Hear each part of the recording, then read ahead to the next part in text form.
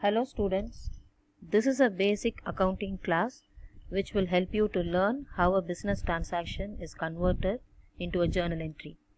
In the accounting language, this is called journalizing the transaction.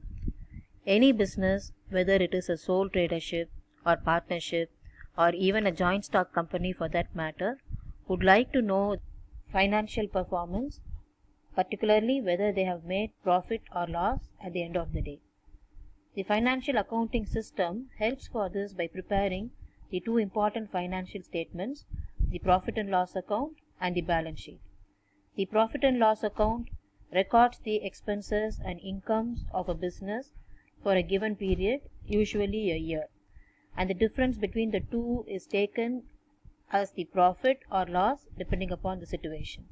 If incomes are higher than expenditure, the difference is taken as profit. If it is vice versa, it is taken as loss. The balance sheet, which is the other financial statement, depicts the financial status of a business by listing the liabilities and assets of a business as on a given date. Now let us see how this financial accounting system works. It starts with converting the business transaction into a journal entry. The journal entries are then posted onto the ledger, and from the ledger the trial balance is prepared, and from the trial balance the profit and loss account, and finally the balance sheet is prepared. But all this needs to be done in a very systematic manner. So to do this, the generally accepted accounting principles are followed universally. Only then the performance of one year can be compared with other years, or the performance of one business can be compared with other similar businesses. And in this video, we shall see how to apply the accounting principles and convert business transactions of a sole tradership into journal entries. The recording of transactions is done based on a system called the double entry system. If you observe carefully, every business transaction will have two aspects, the debit aspect and the credit aspect, and the double entry system records both these aspects. In order to understand how it is done, first of all, we have to take each business transaction and identify the two aspects hidden in them which needs to be recorded. After doing this, the next step is to classify them, whether they fall under real, personal or nominal. After this, we have to apply the rules of real, personal and nominal accounts and convert every transaction into a journal entry. While doing this, you must be very careful to take only those transactions that are having monetary implications. The financial accounting system does not take into account those transactions that do not have any financial bearing on business. And also, all these transactions are to be recorded only from the business point of view. Now, in order to carry out the second step, you must first of all know what is meant by real, personal and nominal accounts. In a business concern, a number of transactions happen on a day-to-day basis, and some may result in creation of assets, some of them may result in payments, some of them may generate income, and some may relate to dealing with people. Now, for the purpose of recording, all these transactions are classified into three accounts, which is real, personal and nominal. Now, you can see from this slide what is a real account. A real account is one which includes all assets of a business, including tangible and intangible. Tangible assets are all the material assets that a business owns, such as land, building, etc., which also includes cash.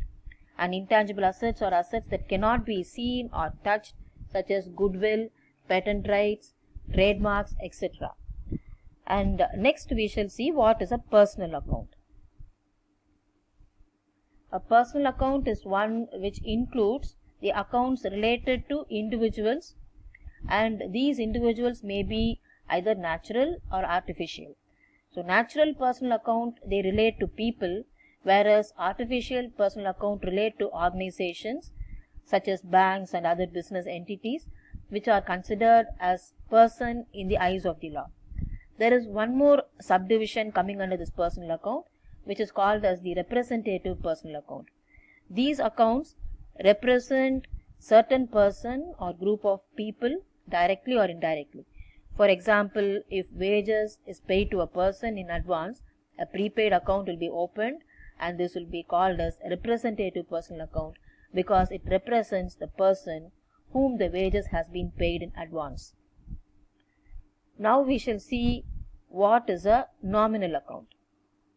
See, this nominal account includes all expenses and losses of a firm, such as electricity bill, rent paid, salary, bad debts, etc. And it also includes incomes and gains of a business, such as commission received, any discount received, and rental income, and so on. So now, after segregating the transactions into real, personal and nominal, the next step is to apply the rules of accounting and convert every business transaction into a journal entry. And for doing this, for each category, we have a set of rules which are called as the golden rules of accounting. You can see from this slide, for real account, the rule is debit what comes in and credit what goes out. For personal account, the rule is debit the receiver and credit the giver. For nominal account, the rule is debit all expenses and losses, credit all incomes and gains. Now we shall take an example and see how a business transaction is converted into a journal entry by following all these steps which we just discussed. Now take this example 1, which says the business purchased furniture for 10,000 in cash. Now we have to identify the two aspects which are hidden in this transaction, which needs to be recorded. And while doing this, we have to see the transaction from the business point of view. So from the business point of view, when you look at this transaction, there are two aspects in this. 1, cash is going out of the business and furniture is coming into the business. So these are the two aspects to be recorded, furniture and cash. Having done this, the next step is to classify them, whether they are coming under real, personal or nominal. So already we have seen what is a real account. A real account is one which includes all assets of a business, both tangible and intangible. Now in this example, we can see this furniture and cash, both are material assets, okay, and they come under real account. So now we have to apply the rules of real account and convert this transaction into a journal entry. So the rule for real account is this one. You can see from the slide. Debit what comes in and credit what goes out. So we have to just apply this rule. So when you apply this rule, furniture is coming in. So we have to debit what comes in. So debit furniture account. And cash is going out. So we have to credit what goes out. So we have to credit cash account. So when you do this, you get this journal entry like this. Furniture account data to cash account. And this is how we record the journal entry. There will be two columns here. One is the debit column and the other one is the credit column. We put the debit amount in the debit column and the credit amount in the credit column. So furniture account data for 10,000 to cash account for 10,000, and this is what we call it as a journal entry. And after doing this, we also give a short narration within brackets which will explain what the journal entry is all about. So here we just give it like being furniture bought for cash. Now we shall see one more example. Example 2. So here the transaction is Ram commenced business with cash rupees 5 lakhs. Again we have to identify the two aspects hidden in this, and obviously the first one is cash. Cash is coming into the business, so we need to record that. But unlike the previous example, nothing is going out. But in this case, we have to analyze and see how this cash is coming in. And we can see here there is a person by name Ram who is contributing this cash for the business in the form of capital. So we need to record Ram. So the two aspects here are cash and Ram. So having done this, we need to classify this now, whether they come under real, personal or nominal. And we have already seen cash comes under real. Now we have to classify Ram. Ram is a personal account. He is a natural person, so obviously his account will come under personal account. So after doing this, we have to apply the rules of real and personal and convert this transaction into a journal entry. So when you do that, you will get the entry like this. So for cash, we have to apply the rule of real account. So cash is coming in, debit what comes in, so cash account debtor. And for Ram, we have to apply the rule of personal account. So personal account, you can see the rule is,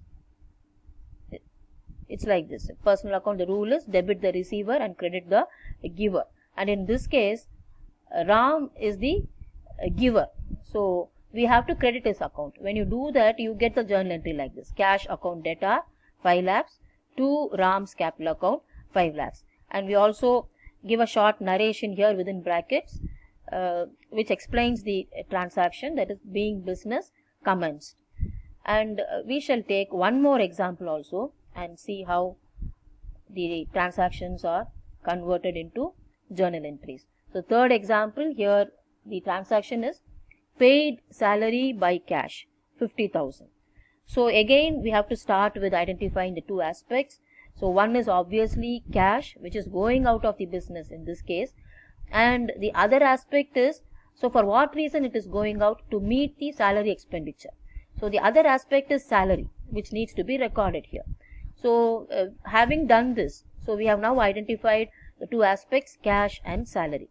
Now the next step is to classify them, whether they fall under real, personal or nominal. So we have seen already that cash falls under real. Now salary is a expenditure, therefore it will come under nominal. And having done this, we have to now apply the rules of real and nominal and convert this transaction into a journal entry. So when we do that, you will get the journal entry like this. So in this case, since salary is coming under nominal, we have to apply the rules of nominal account.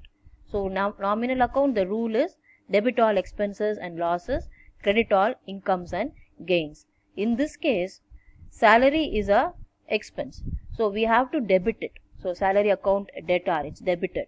And then when you take this cash, you are applying the rule of real account, and the real account rule is debit what comes in and credit what goes out. So in this case, cash is going out, so we have to credit it. When you do that, you get the transaction, you get the journal entry like this. Salary account debtor 50,000 to cash account 50,000. And you also see a narration which is given within bracket, that is being salary paid. So this is how every transaction is converted into a journal entry. And actually it is a step-by-step process which needs to be carried out very systematically. So in the next video, we shall see some more examples also. So if you like this video, kindly share and subscribe. Thank you.